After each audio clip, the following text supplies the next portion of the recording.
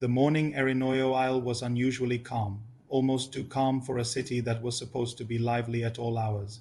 Aderoju stood at the gates of the palace, his hand resting lightly on the sword at his side. Sleep had barely come to him.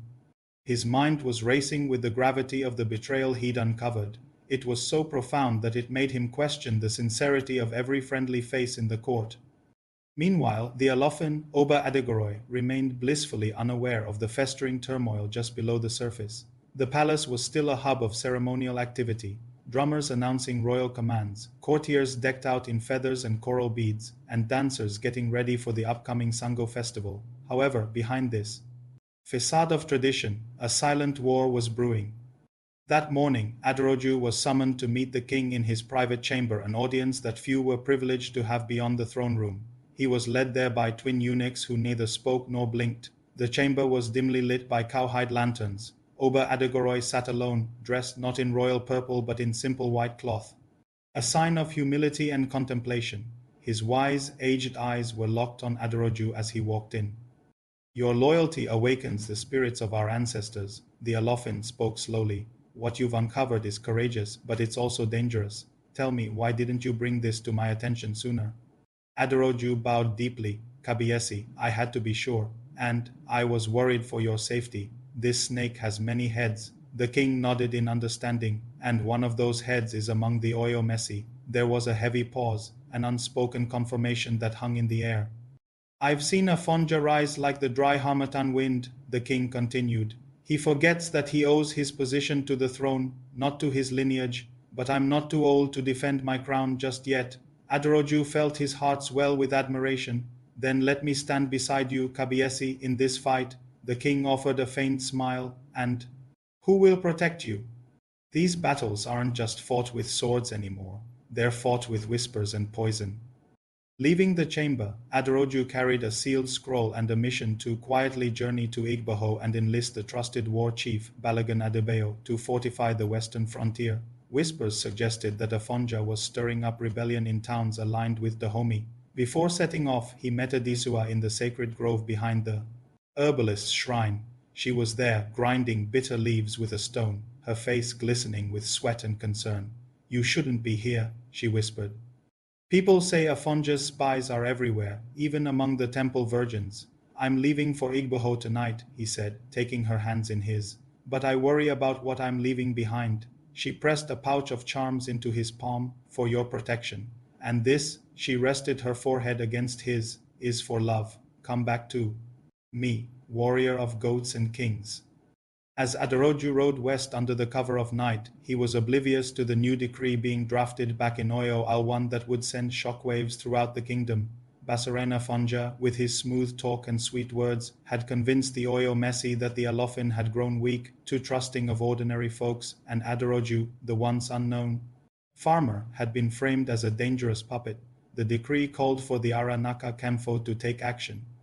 And the kingdom, much like a calabash with unseen cracks, was on the verge of shattering. The journey to Igboho was long and quiet, the road painted in a deep red hue. Once a royal getaway and the ancient home of a past Alaafin during times of exile, Igboho had faded into a mere shadow of its former glory, yet it still carried a sense of sacredness and strategy. Hidden within its depths lay secrets that the palace dreaded, and whispers that the wind hesitated to carry back to Oyo-Ile.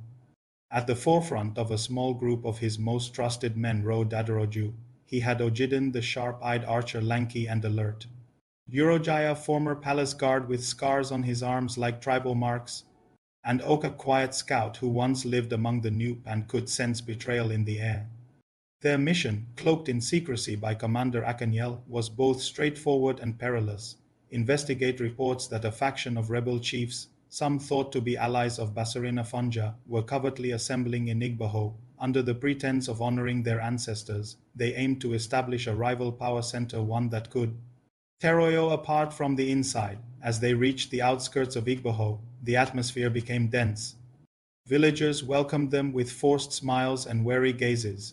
Children fled from the alleys at the sight of the crested helmets worn by the warriors. Aderoju recognized this unease. It was the fear of a community anxious about secrets being revealed, not just fear of outsiders. They set up camp on the town's western edge, close to an abandoned shrine dedicated to Ogun, the god of iron and war. The night felt restless. Faint, offbeat drums echoed in the distance. Aderoju found himself beneath a baobab tree, gazing at the stars above. "They're signaling," Oak said, appearing silently beside him. "Those drums aren't for celebration. They're coded messages. Someone's watching us. Then we have to find them first," Aderoju responded. The following morning, they moved silently through the sacred groves of Igboho, posing as pilgrims. Jurojai managed to bribe a local wine tapper who revealed a name, Chief Gabadamosi, a former merchant from the palace who had gone rogue and was now holding secret meetings at the ancestral hall on Okaro Hill. That night, Aderoju and Ojiden crept into the shadows of Okaro, cloaked by the dark skies and dense foliage. What they overheard sent chills down their spines. "Oyo needs to be reborn," said Chief Gabadamosi, his voice booming in the vast chamber. "Alaafin Adegoroi is weak. We can't just wait for a crown to crumble. We need to create a new one right here in Igboho. Basorun Afonja is on our side, and when the Dahomey attack again, we won't defend the capital. Let it fall, and then we rise." The room erupted in applause and chants. Aderoju's fists tightened, but before they could slip away, a twig snapped under Ogiden's foot. "Who's there?" A guard barked. A frantic chase broke out. They darted through the groves, yam fields, and narrow paths, dodging arrows. One grazed Ogiden's shoulder, but by dawn they had escaped, their report in hand, leaving Igboho behind like a snake's den. Back in Oyo-Ile, Aderoju shared the grim truth with Commander Akanyel, who responded with a stern look. "No, we can't attack Igboho without the Alaafin's blessing," Akanyel stated, "and he is weary. The king feels his age, so we wait." Aderoju questioned. "We prepare silently."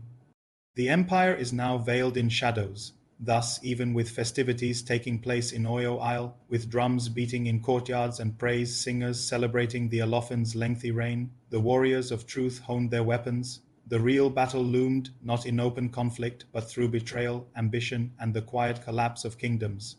From the inside. And at the center of it all stood Aderoju, loyal and uncertain, gradually becoming the very legend he once dreamt of under the goats in Ipitu.